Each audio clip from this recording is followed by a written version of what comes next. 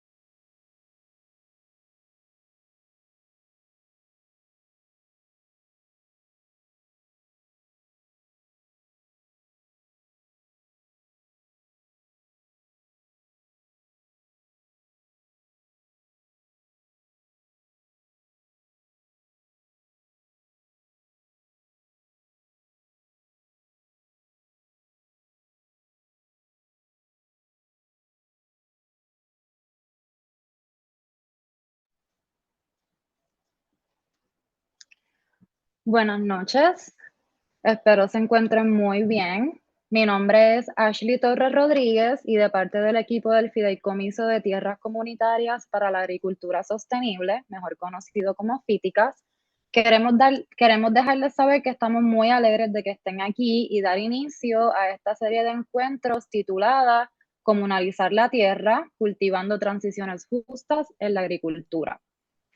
Noviembre es un mes muy significativo para nosotros, pues estamos de celebración cumpliendo nuestro cuarto aniversario como el primer fideicomiso agrícola de tierras comunitarias en Puerto Rico, con un objetivo muy claro: atajar la especulación, prevenir la destrucción de tierras cultivables y garantizar el acceso justo y equitativo a generaciones de agricultores sin tierra ni capital, pero que cultivan alimentos sanos cuidando la tierra. Esto con la intención de sumarnos a los esfuerzos, tanto locales como globales, para impulsar transiciones justas en la agricultura y contrarrestar la inseguridad alimentaria que atraviesa el país frente a la crisis climática. Y qué mejor forma de conmemorar el camino andado que continuar forjando futuros justos y solidarios junto a quienes están gestando un mejor mundo para todos. A partir de hoy y hasta el próximo jueves, estaremos conversando sobre el trabajo hecho para transformar nuestra relación con la tierra, alejándonos de percibirla como una mercancía para comenzar a relacionarnos con la tierra desde el cuidado responsable, en beneficio de quienes la habitan, protegen y cultivan, y acercándonos a cultivar soberanía alimentaria en Puerto Rico. Gracias a todos quienes nos acompañan esta noche y ahora le cedo el espacio a mi compañera María Olga Reyes Cruz, cofundadora y directora del FITICAS. Gracias, Ashley, por esa hermosa presentación. Hoy le damos inicio a esta serie de encuentros abordando el tema de tierra y comunidad, seguridad en la tenencia y la lucha por la tierra. Desde el FITICAS reconocemos que cuando hablamos de la lucha por la tierra hoy, nos hacemos parte de las luchas ancestrales por la tierra que se han dado en nuestro territorio y este continente por más de 500 años y continúan hoy. Las luchas por estar, permanecer y convivir se han manifestado en estas tierras desde los primeros enfrentamientos con los conquistadores hasta las ocupaciones de familias por el derecho a la vivienda digna, las resistencias de los barrios, los pueblos enteros en contra de la militarización de sus tierras y la destrucción de la naturaleza, la especulación por los alquileres a corto plazo y los desahucios por deudas insostenibles, también arrasadas por la corrupción. La tierra, como sabemos, hoy y ya por demasiado tiempo es considerada como una mercancía que se compra y se vende según los precios del mercado, más allá de su verdadero valor de uso. Quienes tienen más especulan con la tierra en detrimento de quienes no tienen capital ni crédito, explotando la tierra más allá de sus límites naturales para beneficio individual. Esta mentalidad redunda en la destrucción de la naturaleza, el acaparamiento de viviendas y de los terrenos agrícolas para mercadearse a precios exorbitantes. Todo esto se agudiza en la medida en que la crisis climática aumenta. Pero esto no se queda aquí. Desde las luchas por la tierra también se gestan alternativas más justas, equitativas, democratizadoras, que transforman el imaginario de lo posible, recuperando y creando otras formas de ser y estar. En esta serie de encuentros conversaremos con gente que está viviendo, enfrentando, estudiando las luchas por el acceso justo a la tierra, sobre las alternativas que han ido surgiendo desde la misma gente en lucha y los caminos que quedan por andar. Ashley, te paso el micrófono para que presentes a nuestras compañeras que estarán aquí con nosotras esta noche. Gracias, María Olga. Para conversar junto a nosotros y poner el tema en perspectiva, nos acompaña la doctora Erika Fontanes Torres, quien se describe como intelectual pública en defensa de los bienes comunes, la justicia ambiental y la democracia ciudadana. Es catedrática de la Escuela de Derecho de la Universidad de Puerto Rico. También es autora del libro Casa, Suelo y Título, Vivienda e Informalidad en Puerto Rico, en el que analiza desde las voces de las comunidades los desafíos que tiene la tenencia de la tierra a raíz del desarrollo de la política pública de la propiedad de Puerto Rico. Y en su más reciente libro, titulado El derecho a lo común, bienes comunes, propiedad y justicia climática, atiende las controversias sociales y jurídicas contemporáneas en torno a los bienes comunes y públicos en el país y a nivel global. También tenemos el placer de contar con la presencia de Elda Guadalupe Carrasquillo, quien se describe como mujer, madre, hija y esposa viequense, educadora de profesión, activista, organizadora comunitaria y amante de la naturaleza. Ha estado presente en las luchas viequenses desde varios frentes y colabora con varias organizaciones, primordialmente desde la Colmena Cimarrona en Vieques como su cofundadora y cogestora. Asimismo, por último, pero no menos importante, también nos acompaña el agricultor agroecológico y agrónomo egresado del recinto universitario de Mayagüez de la Universidad de Puerto Rico, Alfredo Aponte. Alfredo cuenta con una profunda tradición de agricultura campesina familiar en Gurabo. Realizó estudios de doctorado en sistemas de cultivos de cobertura en Dakota del Norte y al completar su formación académica optó por regresar a Puerto Rico. Su pasión por la agricultura y el deseo de cultivar su tierra lo han llevado a desarrollar proyectos de producción agroecológica para promover la soberanía alimentaria en el país. Alfredo también es profesor facilitador de la sección de Gurabo en el curso de productores y promotores agroecológicos de la Escuela de Agroecología del Josco Bravo. Aprovecho el espacio para agradecerle a nuestros invitados por su disposición y presencia aquí para dar inicio a estas conversaciones tan apremiantes. Cuando hablamos de la tierra cuando hablamos de la lucha por la tierra y la tenencia, es importante abordarla desde el contexto puertorriqueño y posicionarnos en la historia que nos ha traído hasta aquí. Para esto, le cedo el espacio a la doctora Erika Fontanes para que nos hable sobre la tenencia y la lucha por la tierra en Puerto Rico desde el ámbito jurídico y social. Adelante, Erika. Gracias, Ashley. Saludos a todas, a todos. Gracias por Alfiticas por invitarme a este encuentro. Gracias también a quienes están conectados en las redes sociales para conversar sobre estos temas y sobre todo gracias a Elda y Alfredo porque me siento bien afortunada de compartir conversación con ellos en este espacio.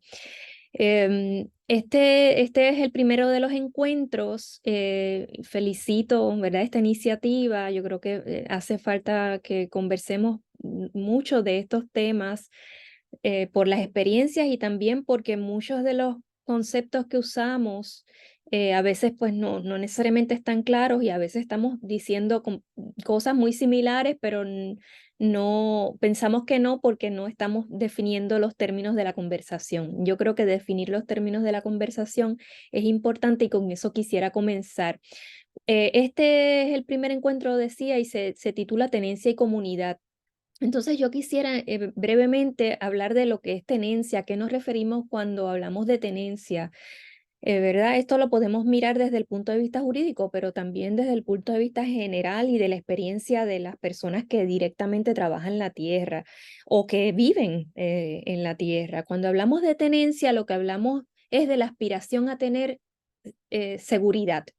Tenencia segura, ¿verdad? Son estándares jurídicos, pero también estándares de derechos humanos, estándares internacionales, ¿verdad? Porque todo ser humano necesita un espacio desde donde se ancla, desde donde puede vivir, establecer su vida digna. Entonces, cuando hablamos de tenencia segura, fíjense que no hablamos necesariamente de propiedad, porque hablamos de la posibilidad de tener acuerdos, arreglos que nos permitan estabilidad, una vida en un espacio libre de arbitrariedades, libre de desplazamientos forzosos, libre de circunstancias en el que ya sea el Estado o el mercado o incluso los vecinos o las circunstancias que yo no necesariamente puedo controlar me causen que yo tenga que irme, ya sea que irme, mover mi proyecto agrícola o que yo tenga que irme en términos de vivienda con mi familia, etcétera. Entonces, así que cuando hablamos de tenencia estamos hablando del arreglo que sea, ¿verdad? Que puede ser un arreglo jurídico de usufructo, de cooperativismo, de propiedad o título, que puede ser un arreglo de arrendamiento, pero ese arreglo es un arreglo que mantiene, le da seguridad y dignidad a quienes sean que trabajan y que viven y que están en ese espacio. En otras palabras, están protegidos del desplazamiento, están protegidos de un desahucio forzoso, de los embargos, de las circunstancias de expropiación y mientras mayor protección, más tenencia segura tenemos, ¿verdad? Así que esa es una primera pregunta que es importante porque no necesariamente en un ordenamiento las mejores formas de tenencia son equivalentes a tener los títulos de propiedad. Y en Puerto Rico estamos acostumbrados a hablar de títulos y no de tenencia. La conversación a nivel internacional y de derechos humanos es de tenencia y de tenencia segura. Entonces, la pregunta que tendríamos que hacer es, ¿por qué nosotros hemos hablado necesariamente de títulos y hemos hablado poco de tenencia? ¿Por qué ha pasado eso? ¿Verdad? ¿Por qué en nuestro ordenamiento nos ha puesto como sinónimos la idea de que solamente a través de un título de propiedad individual es que podemos tener tenencia segura? Y mucha gente diría, bueno, pero ¿por qué no? ¿Por qué no? Si la idea de tener el título de propiedad o el título individual es la mejor opción, ¿verdad? Pues ahí es que viene la importancia de los términos de la conversación, porque si miramos históricamente, tener propiedad, la historia lo que nos dice es que han sido muy pocos los que, aún teniendo propiedad, han mantenido estabilidad y que las grandes mayorías por el contrario, o no alcanzan tener propiedad privada, o cuando lo alcanzan a expensas de sus cuerpos, de endeudamientos, de una vida que no es sostenible, y incluso después de la posibilidad de que los expropien o los desplacen aún cuando llegan a ser propietarios. Esa es la línea del tiempo histórica, ¿verdad? En Puerto Rico y también a nivel, podríamos decir, a nivel global. Entonces, esa relación de propiedad y tenencia necesariamente nos tiene que poner bandera roja, porque quiere decir que el tema de la tenencia y de la propiedad privada está muy atravesado por el tema de clase social, por el tema racial, por el tema de género y por el tema colonial. ¿Quiénes han logrado ser propietarios? ¿Quiénes han logrado ser propietarios? Y por otra parte, históricamente, ¿quiénes han sido propiedad? ¿Verdad? Las sujetas racializadas fueron hasta hace poco en la historia no propietarios, ¿verdad? Los cuerpos negros, las cuerpas negras no fueron propietarios, fueron propiedad de alguien, ¿verdad? Entonces, eso nos dice que hay una historia de colonialismo, una historia de exclusión, y Puerto Rico no es la excepción. Entonces, voy rápidamente por esa mirada, ¿verdad? Histórica de por qué es que hablamos de tenencia y qué significa eso para la lucha de quienes habitan el archipiélago. ¿Qué ha significado eso para la lucha de quienes han habitado el archipiélago de Puerto Rico? ¿Y qué significa eso para la lucha de la posibilidad de tener soberanía alimentaria o proyectos agroecológicos sostenibles? Si miramos el siglo XIX, pues podemos mirar que el siglo XIX está lleno de ejemplos, ¿verdad? Por ejemplo, el sistema de jornaleros, cuando se estableció por el poder colonial español, fue un sistema que estableció no solamente la libreta de jornal, como la recordarán quizás en sus clases de historia, sino que estableció quiénes eran posibles propietarios, quiénes se iban a convertir en posibles propietarios y quiénes iban solamente a ser asalariados de la tierra, del trabajo de la tierra, ¿verdad? El sistema de jornal, el sistema económico que se estableció, esto lo dice Fernando Picó en su Historia de Puerto Rico, ¿verdad? Lo explica muy bien. Lo que tenía era dos opciones: o tú te conviertes en jornalero, asalariado, o en arrendatario. Y los demás, nos dice Picó, los demás tenían que irse de la tierra, simplemente tenían que irse a los cascos, a la ciudad, a otros lugares porque no tenían dónde habitar. Entonces, ahí empezó un campesinado que tenía que convertirse en una de esas dos opciones: o arriendas, ¿verdad?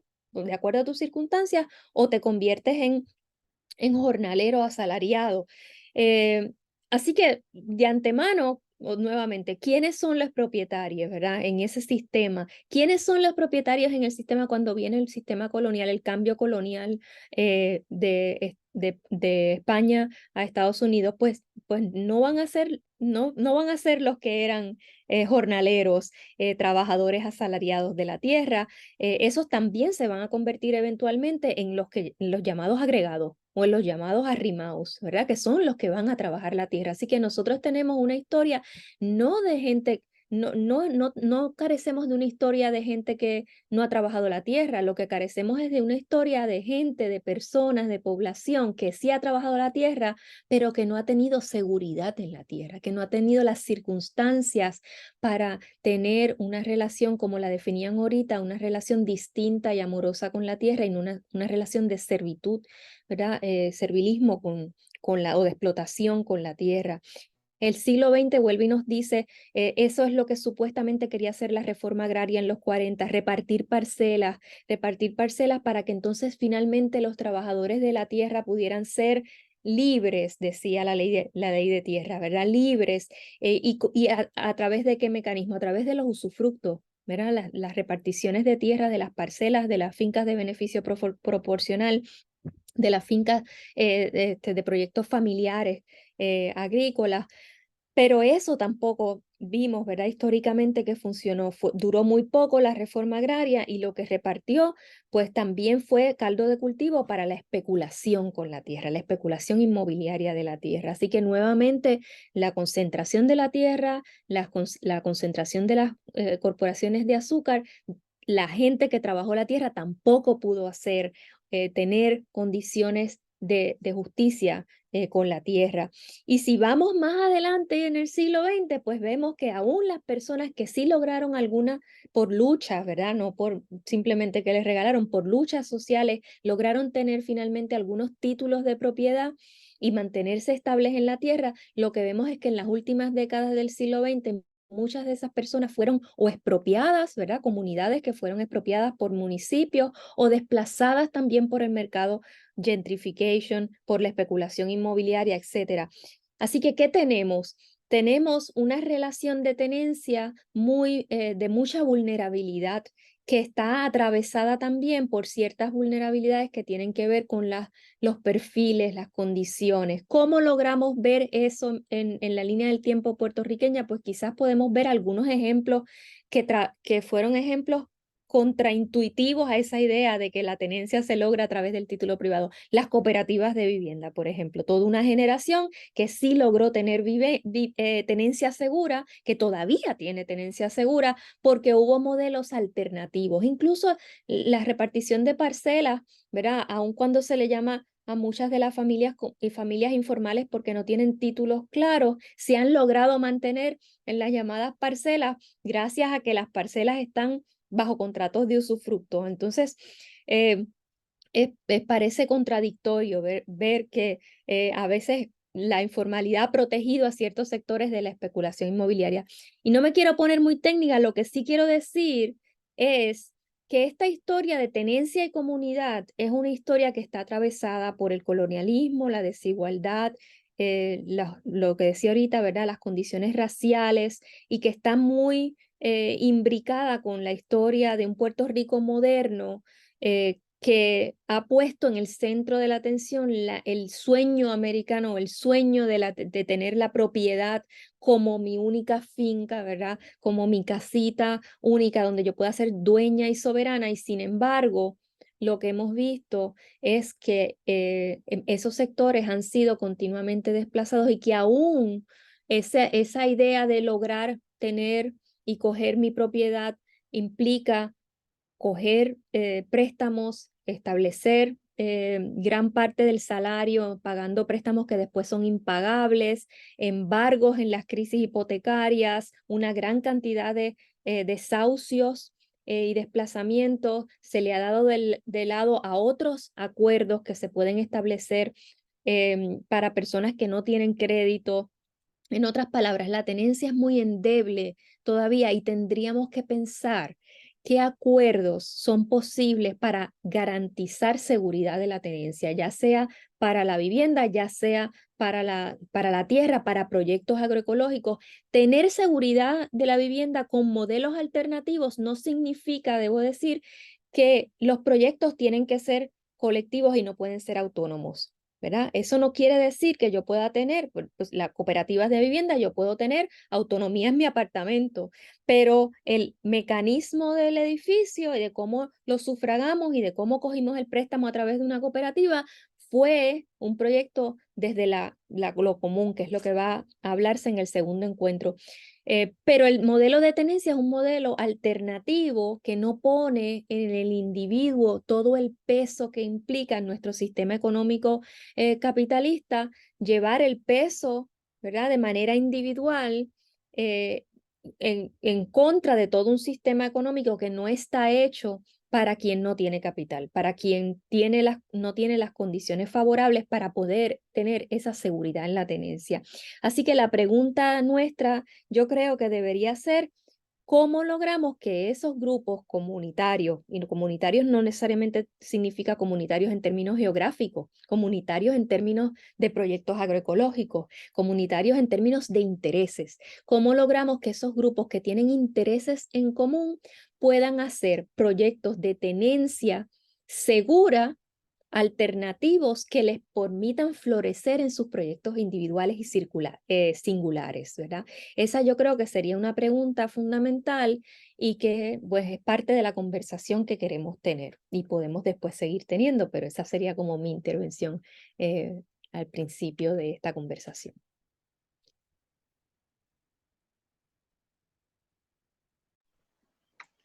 Muchas gracias, Erika, por tan importante aportación, por contextualizar estas luchas y problemáticas y también por plantearnos estos cuestionamientos tan importantes. Como pudimos ver, las luchas por la tierra en Puerto Rico y la inseguridad en la tenencia no son problemáticas nuevas. Cuando las tierras caen en el mercado y se permite la especulación sobre ellas, se borra de perspectiva que en Puerto Rico se importa más del 85% de los alimentos que consumimos. Además de que esto nos hace especialmente susceptibles y vulnerables a los efectos globales en la crisis climática. Con una población en la que más del 45% de las familias viven bajo los niveles de pobreza, garantizar una producción de alimentos a nivel local que sea accesible para los habitantes de Puerto Rico y sostenga dignamente a quienes cultivan, cobra más urgencia que nunca.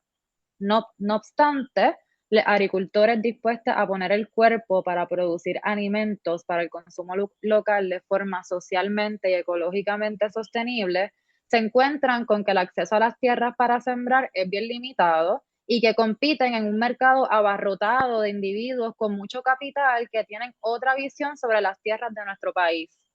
Son muchos los agricultores que experimentan estos obstáculos que impactan directamente sus proyectos de siembra y de vida.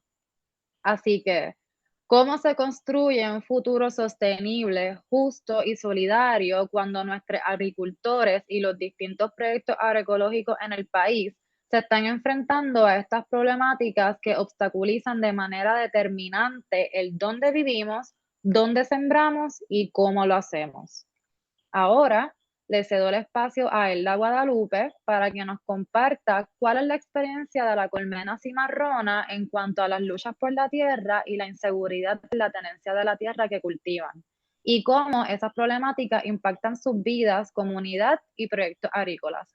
Elda, gracias por acompañarnos. Hola, hola, y gracias por la invitación y gracias también a Erika porque ese fue un contexto bien importante y bien necesario, ¿verdad?, para esta discusión. Cuando hablamos de la colmena cimarrona, ¿verdad?, hablamos desde también un contexto que es de una isla municipio que ha tenido otros incidentes históricos que también contribuyen a cómo nosotros nos relacionamos con la tierra.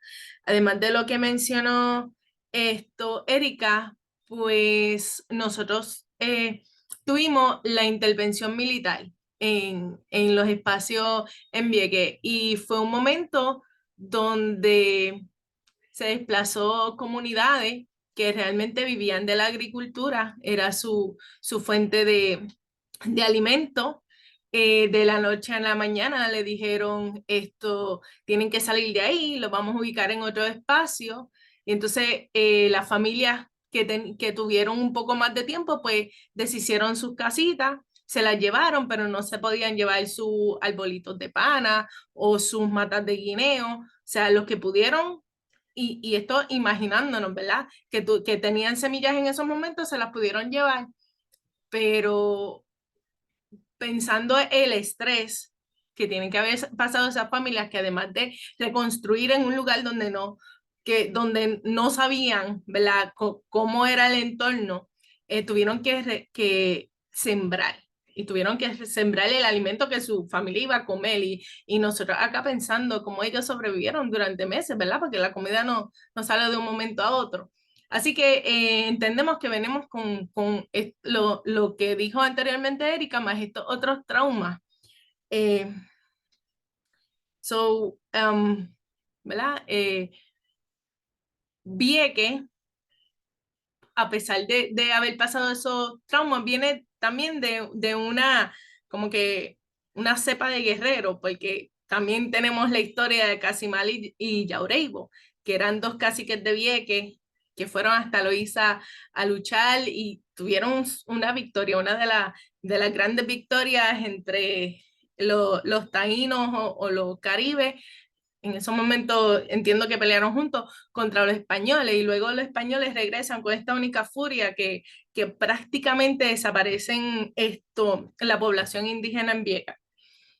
Y en ese contexto histórico, ¿verdad?, de distintos desplazamientos, pues nosotros tratamos de construir en Vieques un espacio que sea seguro, que además de que el espacio sea seguro, nosotros podemos promover una economía solidaria y una soberanía alimentaria. Como mencionaron ahorita, pues se importa el 85% de lo que se consume, entonces en Vieques eso aumenta porque tenemos un pasito más para la importación, que lo que llegue a Isla Grande hay que pasarlo por el ferry, que llegue entonces a Vieques. Eso, pues, lo que llega quizás no llega tan lindo o no llega suficiente, o si el ferry tiene ¿verdad?, una avería o algo, pues puede ser que una semana o 2 semanas no llegue leche. Son cosas que normalmente nosotros pasamos. Así que en la organización de nosotros, en La Colmena, tratamos de aumentar esa seguridad alimentaria, esa soberanía alimentaria. Y como mencionaba Erika ahorita, uno de los grandes retos es que la seguridad o la soberanía alimentaria tiene que ir atado a una tenencia de tierra. Y nosotros, por el momento, lo que tenemos, esta tierra que está aquí de fondo, es un arrendamiento. Que nosotros tenemos un arrendamiento de 20 cuerdas. Estas 20 cuerdas, que yo digo, nada es casual, pero queda súper cerca del lugar donde encontraron uno de los restos más antiguos del Caribe. Que hizo, sabemos que estas tierras fueron usadas por nuestros ancestros y nuestras ancestras. Así que sentimos mucha afinidad con el espacio. Sin embargo, el espacio le pertenece a Administración de Terreno. Administración de Terreno, su misión no es promover la agricultura ni realmente nada sostenible, es promover el desarrollo económico, y en su misma página hablan lo escribí por aquí, no sé, pero básicamente hablan de promover viviendas, comercio en un espacio, y específicamente estas tierras que son aproximadamente, es un valle de 2000 y pico de cuerdas, que son declaradas por el USDA como Prime Farmland, una tierra espectacular para la siembra. Así que en ese contexto es donde está La Colmena Cimarrona. Y déjame ver por dónde vamos. Casualmente estamos justamente también al lado de una comunidad que es básicamente un tesoro turístico, ¿verdad? Estamos al lado de Esperanza, que es donde llega el turismo. Estamos justo frente a la Bahía Bioluminiscente, que es uno de los lugares más turísticos, que lo visitan sobre 800,000 personas al año. Así que esa es la cantidad de turismo que nosotros vemos pasando en Vieques.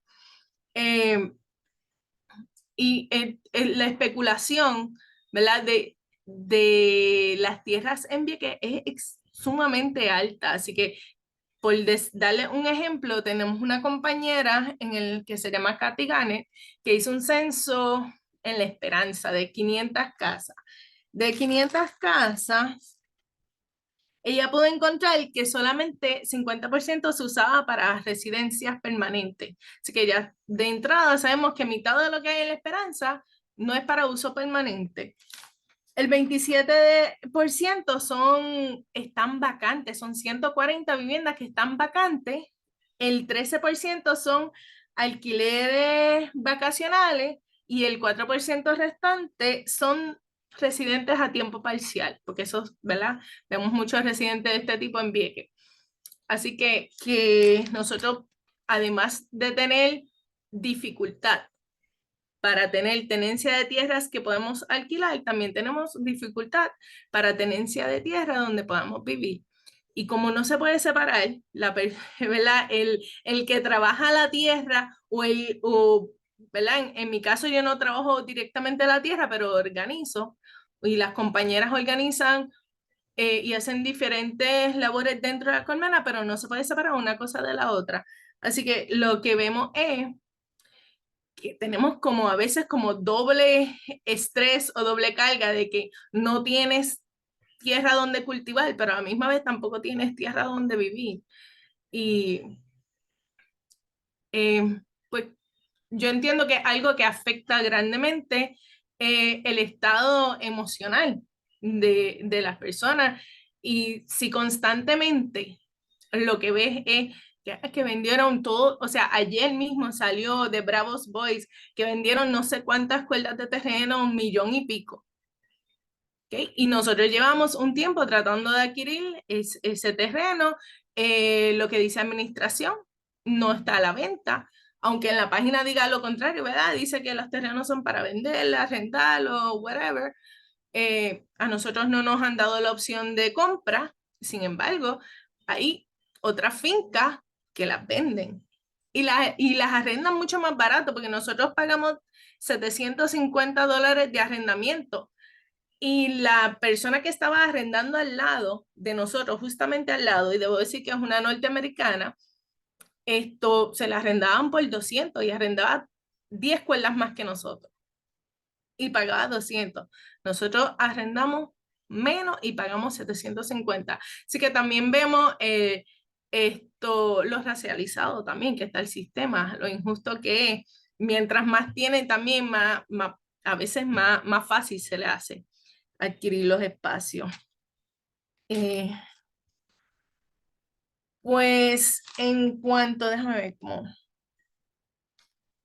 También nosotros tenemos en la Colmena un colectivo agrícola donde nosotros organizamos productores que no tienen tenencia de tierra, ¿verdad? Pero desean producir. Uno de los criterios es que no tengan su tierra propia.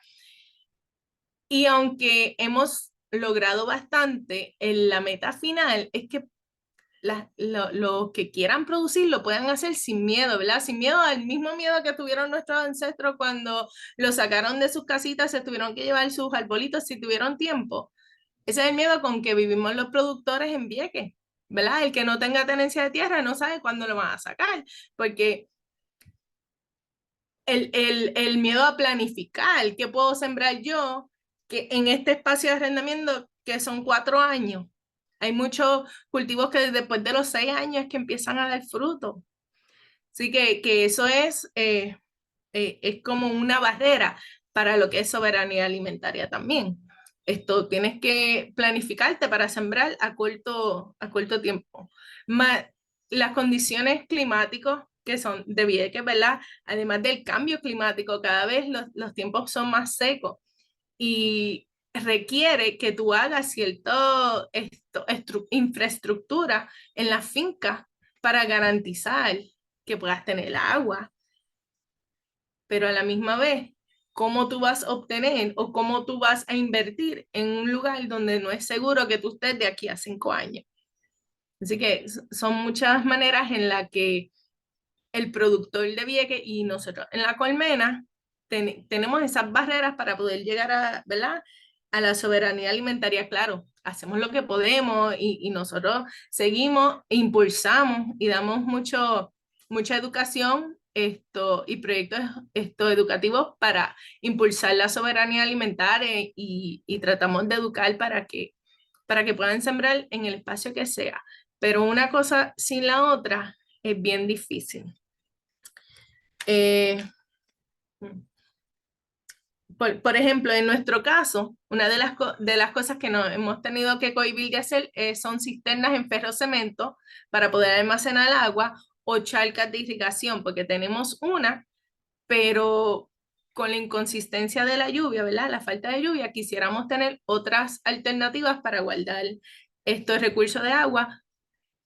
A la misma vez, no nos atrevemos a invertir esa cantidad que luego digan, no, esto, gracias, pero su arrendamiento lo vamos a terminar ahora. Y, o sea, los 25,000 pesos que nos costó la cisterna de ferrocemento o ¿verdad? El trabajo y los permisos para una charca, esto sean en vano.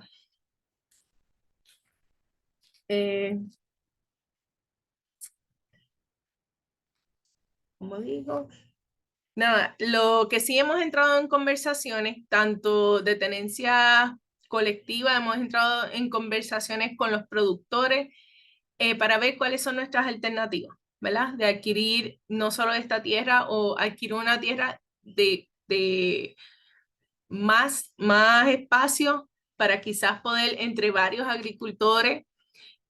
Nos encantaría también la tenencia porque así también uno puede asegurar que hayan, como dije ahorita, otros productos, además de ganadería y otros animales de granja, ¿verdad? Porque ahora mismo un productor que quiere tener, pero dice, pero ¿y si me sacan de aquí, dónde yo voy a llevar esos cabros? Y es la verdad, o sea, que te limita a qué tipo de alimento vas a poder hacer, producir y en la soberanía alimentaria no es solo que haya comida, es que se coma lo que la comunidad desea comer, ¿verdad? Y lo que el productor quiere producir y lo que puede producir.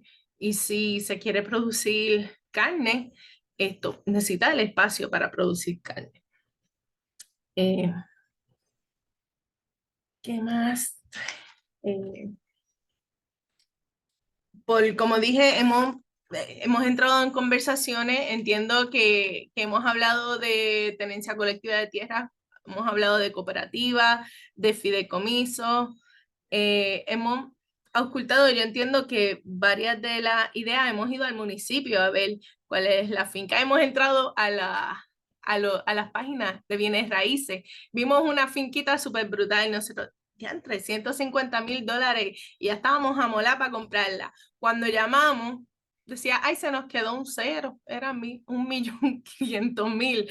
So, esto sí, después que nos emocionamos, como que, pues, realmente es imposible esto comprarla a precio del mercado en Vieques. Es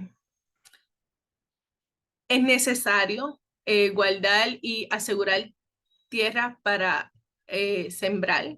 Es necesario que dejen de estar vendiendo las tierras que son aptas para sembrar, para hacer cualquier otro, ¿verdad? Cualquier otro desarrollo, porque luego, o sea, y nosotros somos un pueblo que hemos perdido muchísimas tierras, están contaminadas, que la tierra está ahí, pero van a pasar años y quizás, y hay algunas que nunca se van a poder sembrar y que nunca se van a poder vivir porque están demasiado contaminadas. Han contaminado nuestros abastos de agua porque no tenemos ríos, pero sí tenemos agua subterránea que ahora mismo no están en condiciones de uso.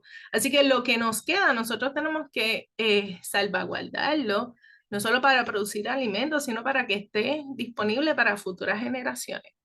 Y eso ahora mismo es el momento en que estamos buscando cuáles son nuestras alternativas y sabiendo que también nos urge que el tiempo corre y que no solo los especuladores, sino el cambio climático está ahí tocando nuestras puertas y nosotros pues buscando las alternativas. Y pues para cerrar mi parte, sabemos que en una de las protestas, ¿verdad? Tuvimos unas protestas contra unos terrenos que iba a subastar el municipio y aunque logramos parar esa subasta, no así hemos conseguido una reacción positiva del municipio de poder guardar terreno para la agricultura, sino todo lo contrario, que nos han dicho también que hay unos terrenos agrícolas en el área oeste que los quieren reclasificar para que sean no me acuerdo cuál es la clasificación que quieren, pero para que puedan ser vivienda. O sea, y estamos en un momento que sabemos que no solo en Vieques, en todas partes de Puerto Rico hay muchas viviendas en desuso. Pero a la misma vez que hay muchas viviendas en desuso, hay muchas personas esperando que esas viviendas sean declaradas estorbos públicos para simplemente especular sobre ellas. Yo creo que es el momento necesario y preciso que el gobierno separe tierra para la tenencia colectiva y de los que no tienen y para sembrar. Gracias. Gracias a ti, Elda, por compartirnos tu experiencia, la de la colmena cimarrona y la de la comunidad viequense en general. Estamos muy agradecidas. Para continuar la conversación, me parece pertinente puntualizar que nos parece muy importante posicionar la lucha de la tierra y la inseguridad en la tenencia desde la perspectiva de quienes gestan proyectos en pos de la soberanía alimentaria del país y cómo estas problemáticas y obstáculos influyen en el desarrollo y permanencia de proyectos agrícolas que aspiran a desarrollar. Proyectos que transgreden las expectativas y métricas de la agricultura convencional, por lo que el Estado les niega el acceso a recursos que les apoyarían para crear las condiciones materiales necesarias para sostener sus proyectos de siembra y sostenerse a ellas mismas. Para contextualizar y compartirnos su experiencia personal, nos acompaña el agricultor agroecológico y agrónomo Alfredo Aponte. Alfredo, bienvenido.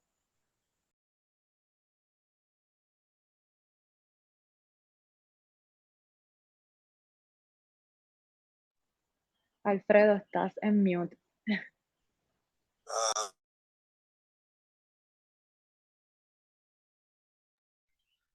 Saludos, ¿me escuchan? Sí, Hola. te escuchamos. Ok, ahora sí. Nada, qué bueno estar con ustedes compartiendo esta noche. Saludos a todos. Yo lo que me gustaría compartir con ustedes sería un poco, ¿verdad? La experiencia de lo que hemos vivido nosotros como familia puertorriqueña, que tal vez es la misma que han vivido decenas o cientos de otras personas o agricultores que quieren desarrollar ciertos proyectos en Puerto Rico. Y lo digo de esa forma porque pues, tal vez ustedes ya conocen que yo fui uno de los agricultores, ¿verdad? Que salió en el documental Serán las dueñas de la tierra junto con mi esposa y todos mis hijos. Y a raíz de la película, del documental, pues pude interaccionar luego con otras personas que me lo encontré en los cines, que me lo encontré en charlas en diferentes lugares, diciéndome, mira, a mí me pasó exactamente lo mismo. El problema de tener acceso a la tierra, sea terrenos públicos, que se supone que, ¿verdad?, que estén separados para el desarrollo agrícola, como son los terrenos que tiene la autoridad de tierra, o terrenos privados que en algún momento alguien especuló con ellos. Mucho agricultor también que arrendaba terrenos privados. Y todavía me sucede mucho, ¿verdad? Yo trabajo para el Servicio de Extensión Agrícola de la Universidad de Puerto Rico como especialista en pastos y forrajes.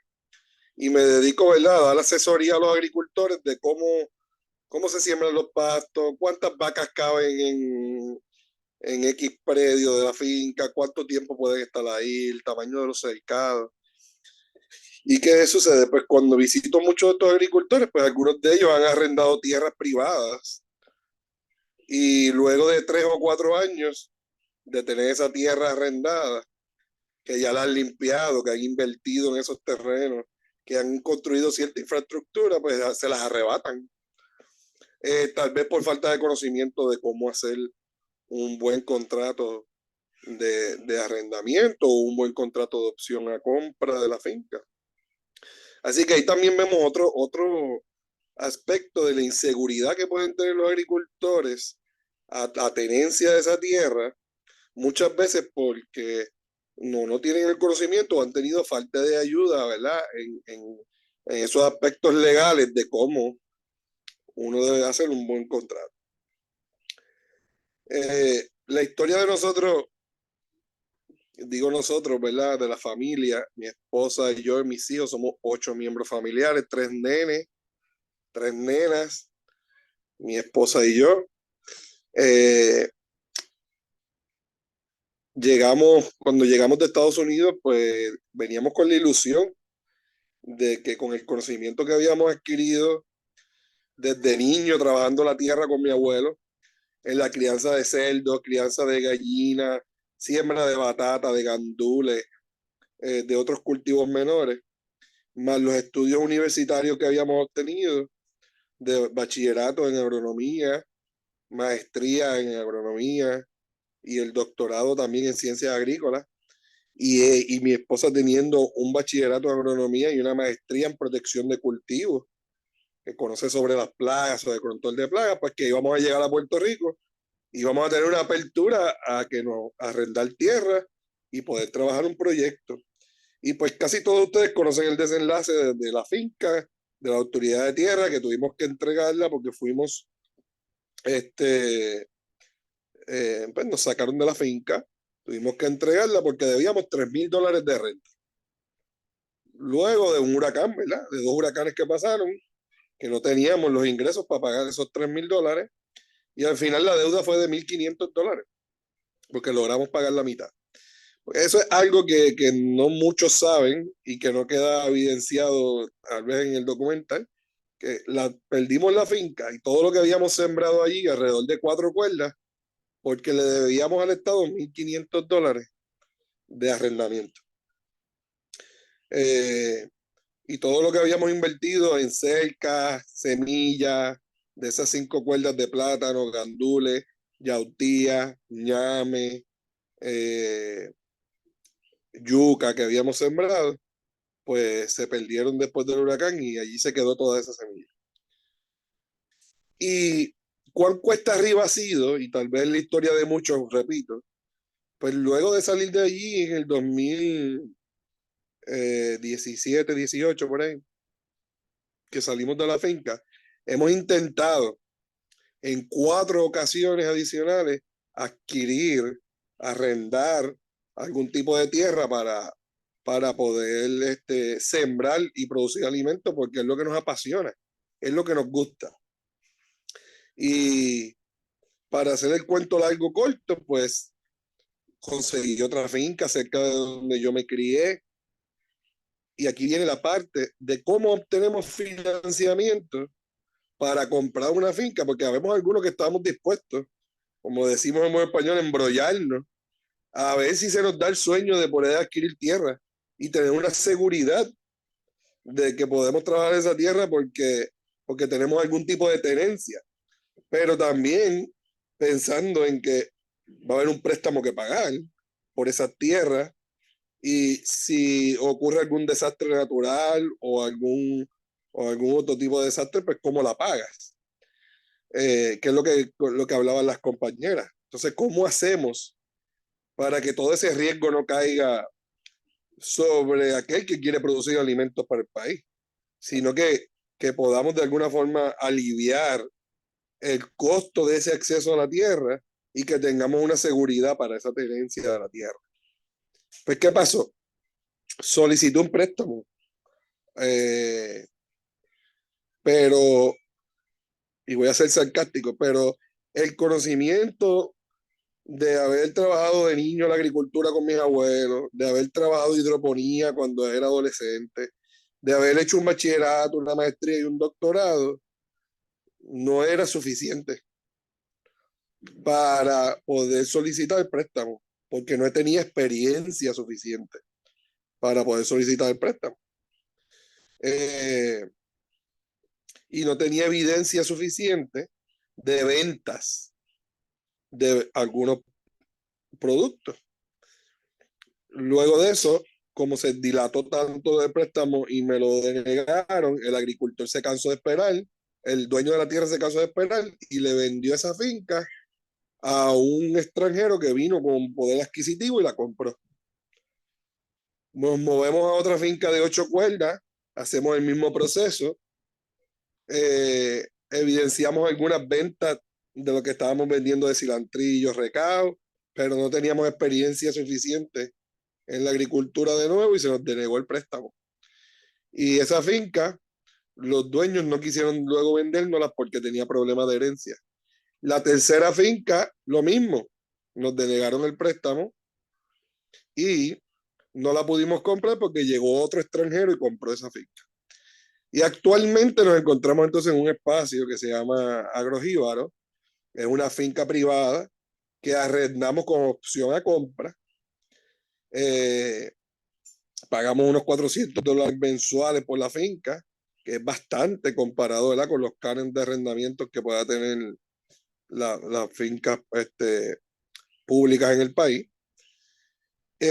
Pero, ¿qué pasa? Aun cuando tenemos un contrato de arrendamiento que nos da cierta tenencia, ¿verdad?, momentánea de la finca, pero no hay seguridad. No tenemos seguridad, ¿por qué? Porque nos dan un contrato a 2 años. Y en 2 años tenemos que tratar de resolver el problema de conseguir financiamiento para comprar la finca, que ya nos queda 1 año o menos de 1 año para conseguir ese dinero. Así que nos dimos a la tarea de hacer unos proyectos donde pudiéramos producir cultivos de alto valor económico, como es, por ejemplo, el recao, que se utiliza mucho en Puerto Rico, y su precio es bien competitivo en el mercado, genera mucho ingreso, con la idea de que podíamos levantar fondos suficientes para entonces tener pronto para un préstamo. Y en ese proceso llevamos 3 años solicitando también ayudas, otras ayudas gubernamentales que no han llegado, que están aprobadas, pero no nos han entregado esas ayudas. Así que se dilató en el tiempo, no pudimos construir todos los ranchos que esperábamos tener con esas ayudas para poder generar el pronto necesario para comprar nuestra finca. Y esto le pasa a un montón de gente, a muchas personas en Puerto Rico que quieren producir alimentos. Entonces, vuelvo y me hago la pregunta de como la que hacían los compañeros, ¿cómo hacemos? ¿Cómo hacemos entonces para que de alguna forma colectiva podamos levantar los fondos necesarios o los ingresos necesarios para adquirir tierra, pero que esa tierra, el que la vaya a trabajar, tenga la tenencia de esa tierra y la seguridad? Porque hay muchas interrogantes que yo me hago como padre y como ser humano, que tal vez puedan no ser importantes para otras personas, pero yo me pregunto, yo empiezo a trabajar una finca, hago todas las inversiones que tengo que hacer para producir alimentos y uno no debe pensar de esa forma, pero no somos eternos.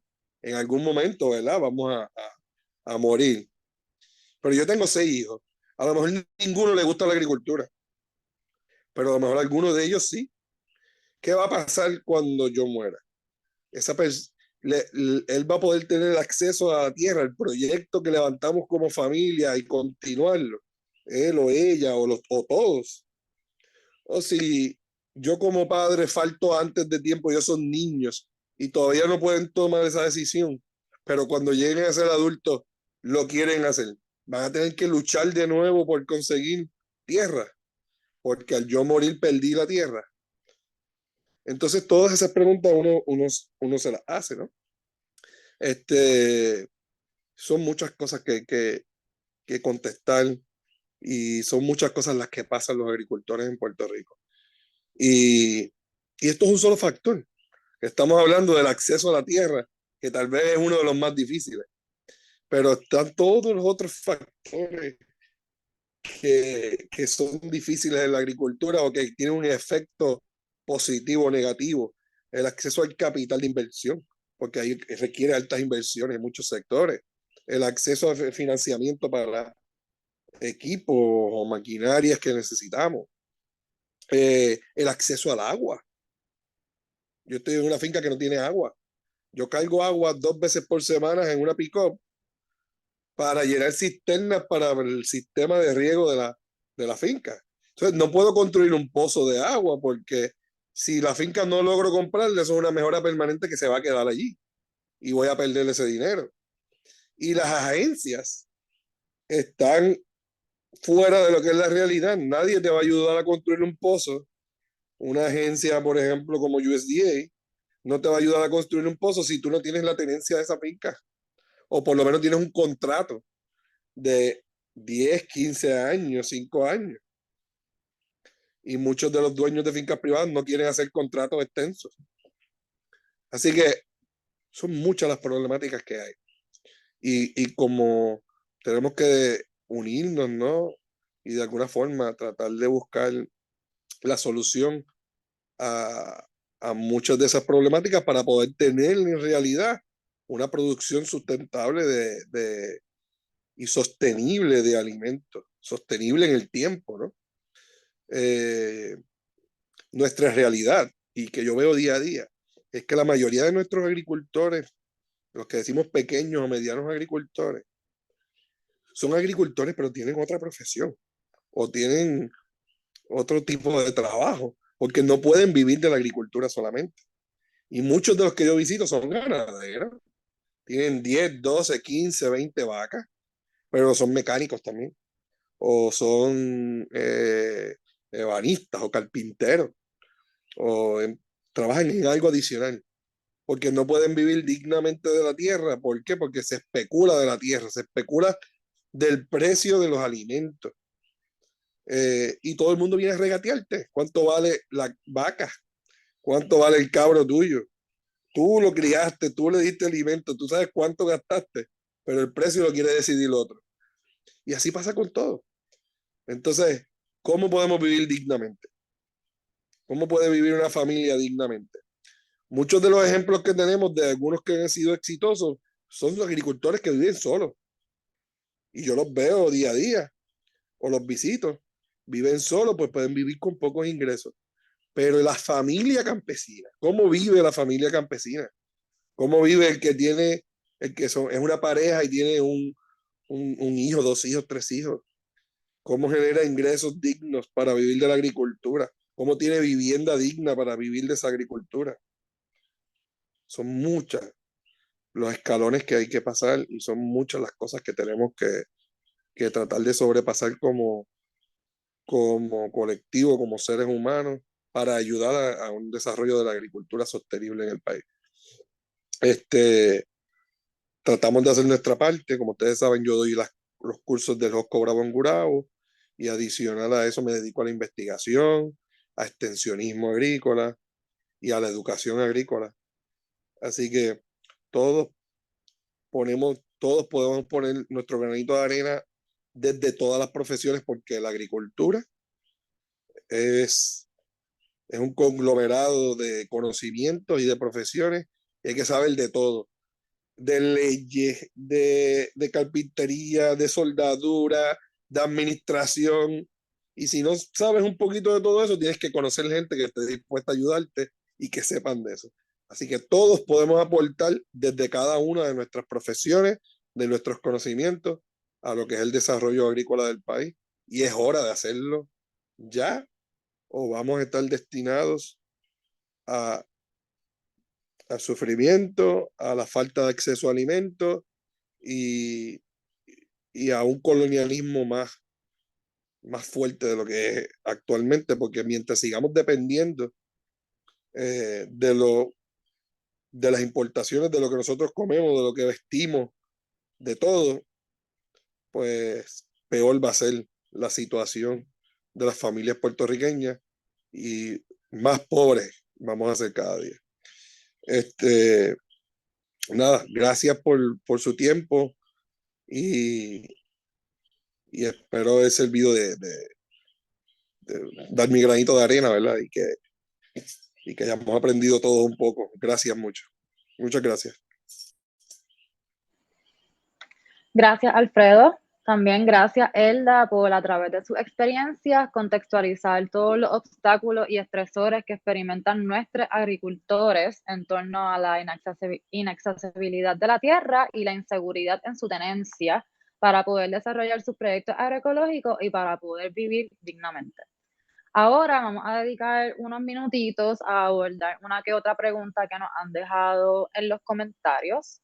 Entiendo que esta pregunta va dirigida a Erika Fontanes y Jesús Andrés Colón nos pregunta: ¿Cómo repensamos y deconstruimos el marco legal actual sobre la tenencia de tierras?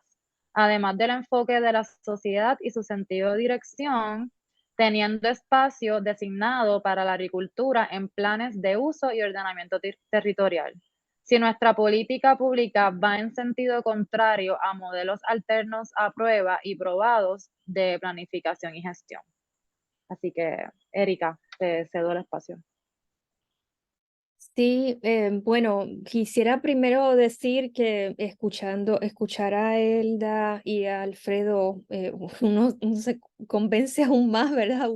Uno lee ciertos temas, yo obviamente desde el punto de vista legal, pero los ejemplos abundan y escucharlas, pues lo que hace es que uno reafirma el sentido de urgencia, ¿no? Esa pregunta que hace Jesús, me parece que dijiste el nombre, es fundamental, ¿verdad? También, porque al escucharles, pues una de las preguntas claves, entonces, ¿cómo hacemos, verdad? ¿Cómo hacemos un ordenamiento?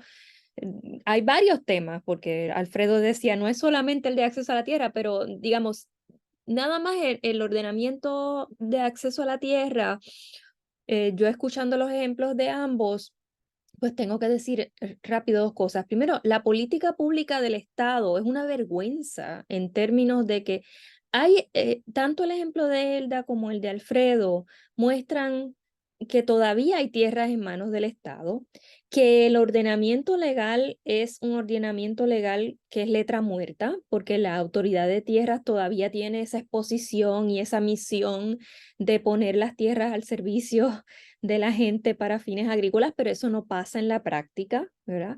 Que la administración de terrenos debería poner oído en tierra de las necesidades del país, pero lejos de eso lo que hace es que promueve la actividad de mayor concentración. Debo decir incluso que los datos del censo y de los censos agrícolas demuestran que lo que está pasando es que se está concentrando más la tierra aún. O sea que estamos en una vuelta a aquella idea de la concentración de la tierra en manos.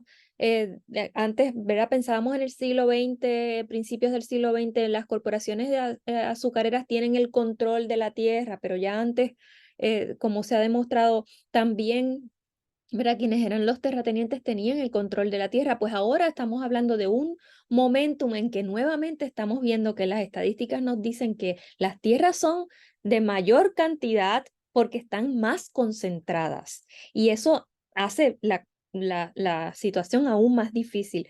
Entonces, volviendo al ordenamiento legal, pues primero, hay desde el punto de vista nada más de política pública, una política pública donde todavía hay tierras en manos del Estado.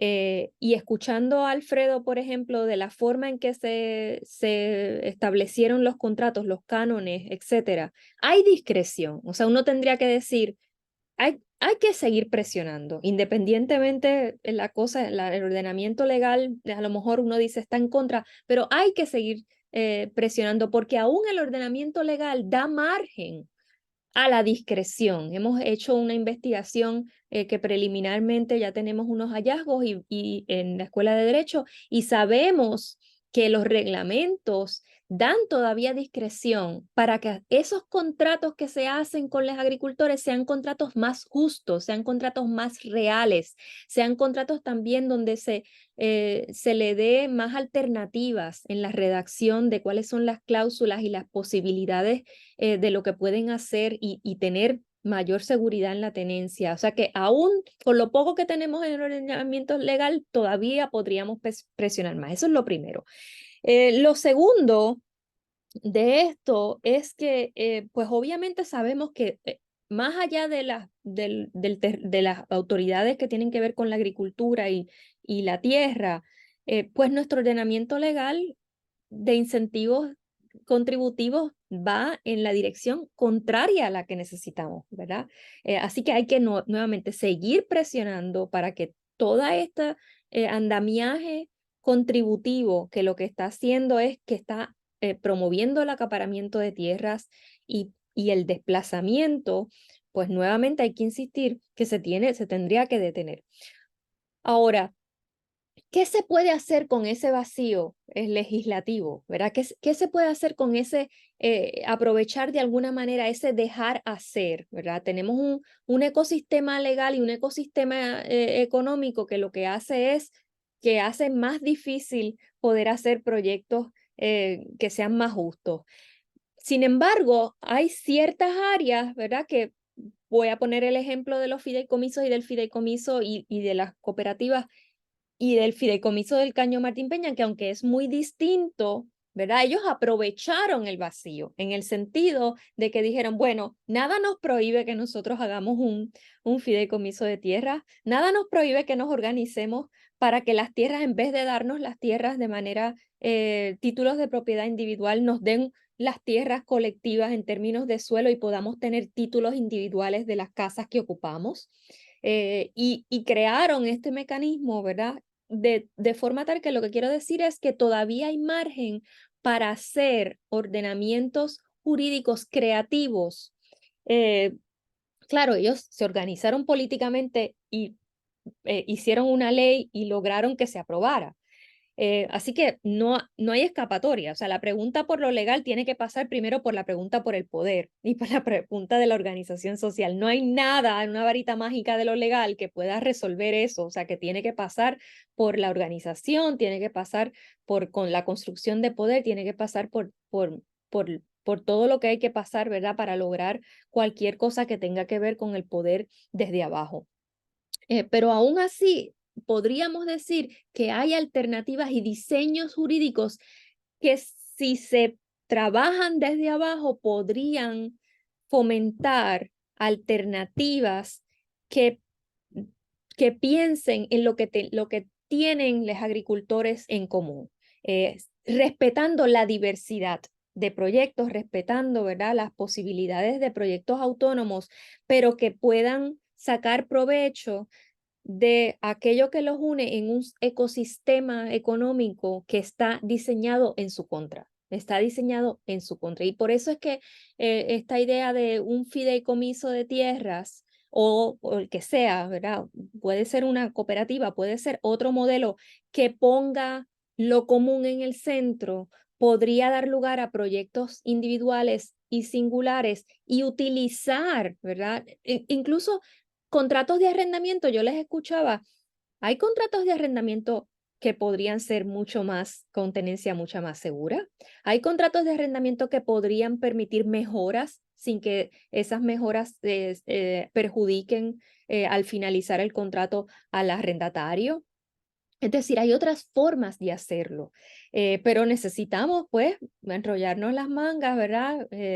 Para pensar juntos cuáles son esos mecanismos e impulsarlos y obligar a las instituciones a que esos mecanismos los impulsen. Yo sé que es fácil decirlo y difícil hacerlo en la práctica, sobre todo cuando no hay tiempo y hay que estar trabajando en lo que es primordial.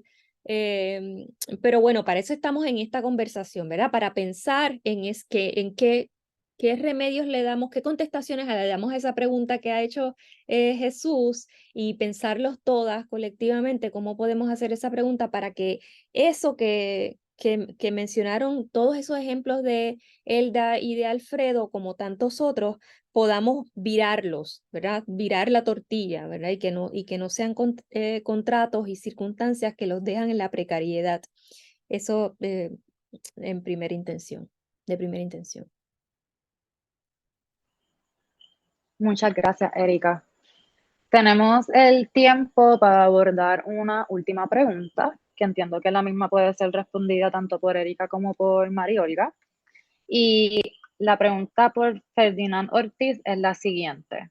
¿Se puede exigir legislación que obligue a las agencias como la Autoridad de Tierras, la Autoridad de Carreteras o el DRNA a traspasar las tierras agrícolas al fideicomiso de tierras comunitarias para la agricultura sostenible?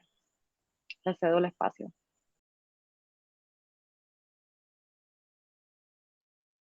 Si me lo preguntan a mí, yo digo que sí.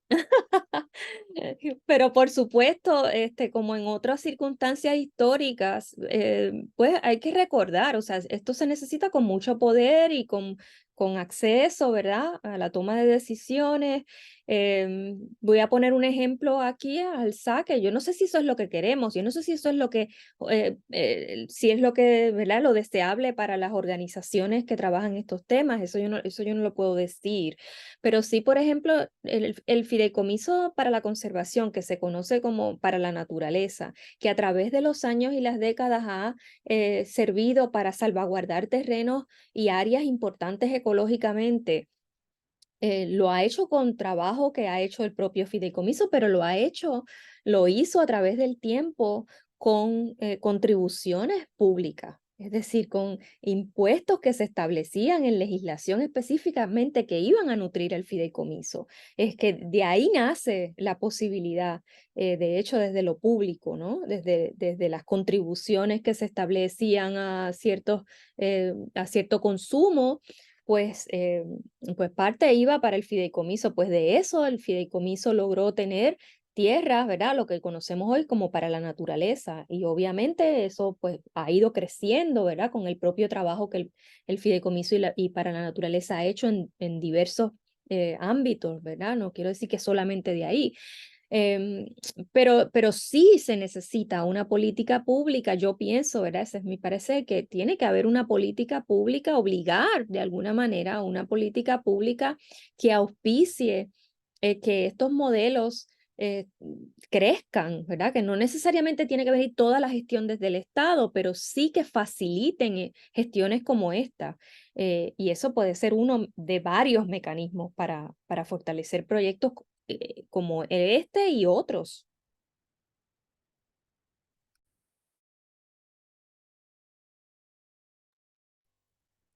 Eh, la verdad es que esta conversación es una de las muchas conversaciones que necesitamos tener, no solamente al seno de nuestras organizaciones y nuestros colectivos, sino también públicamente, ¿verdad? Porque parte de lo que estamos planteando aquí es que nos encontramos en un momento límite y que necesitamos abrir el horizonte de posibilidades, abrirlo completamente para que esas preguntas, esa última pregunta, por ejemplo, tenga sentido desde las propias alternativas que reconocemos como las alternativas que queremos. Así que una de las cosas que pensamos desde el fideicomiso es precisamente nuestra labor de abrir el espacio de discusión. Le damos muchísimas gracias a Elda, a Alfredo y a Erika por abrirnos este espacio, ¿verdad? Desde sus experiencias y desde sus saberes. Lo que vemos es que queda plasmado a través de sus voces. Las luchas por la tierra y su tenencia no van a cesar mientras estemos en la trampa de lo público versus lo privado. Cabe la posibilidad de que hayan otros caminos, ¿verdad? Y desde el FITICAS lo que queremos pensar juntos y abrir camino es para pensar en soluciones desde lo común y lo comunal. Nuestro sentido de pertenencia y derecho a permanecer como gente de estas islas debe estar por encima del afán de lucro de unos pocos. Es desde las luchas que ponen al centro la sostenibilidad de la vida, que se están cultivando alternativas al sistema capitalista depredador que nos ha llevado a estos límites de los que estamos hablando. En nuestro encuentro de mañana, miércoles, hablaremos de la comunalización como estrategia de acción para construir un modo más justo, solidario y equitativo de producir y gobernar la tierra poniendo la vida al centro. Desde el FITICAS apostamos a la comunalización como alternativa para asegurar la tenencia de la tierra a perpetuidad para quienes siembran en armonía con la naturaleza, sin poner la tierra en riesgo por deudas insostenibles y otros desastres. Gracias, María Olga, y gracias a Erika, gracias a Alfredo y gracias a Elda por acompañarnos y compartir sus saberes en este primer encuentro sobre tierra y comunidad, seguridad en la tenencia y la lucha por la tierra. A la comunidad que nos acompaña, queremos dejarles saber que pueden encontrar los escritos de la doctora Erika Fontanes sobre estos temas y los bienes comunes en la librería Laberinto y Libro 787. Asimismo, para conocer más sobre la colmena cimarrona, pueden acceder a su página web www.colmenacimarrona.org y también puede seguirle en las redes sociales de Instagram y Facebook. Nuestra intención es continuar esta conversación y para lograrlo, conocer lo que ustedes tienen que decir al respecto es importante para nosotros. Así que déjennos sus comentarios, dudas o pensamientos al escanear el QR code en pantalla. También les vamos a estar compartiendo el enlace en los comentarios de esta transmisión en vivo. Solo les va a tomar máximo como unos 5 minutos. Una vez terminada nuestra serie de encuentros, este próximo jueves estaremos dándole continuidad al tema, atendiendo sus comentarios. Así que pendiente a nuestras redes sociales y suscríbanse a nuestros boletines para continuar con la conversación. Estamos en suma gratitud por quienes nos acompañan en este primer encuentro sobre tierra y comunidad. Les recordamos que mañana nos volvemos a conectar a la misma hora y por el mismo lugar para hablar sobre bienes comunales como camino hacia la sostenibilidad agroecológica, junto a Rubén Colón Morales, Lucy Cruz Rivera y Mario Olga Reyes Cruz. Así que les esperamos. Que tengan una linda noche y nos vemos mañana.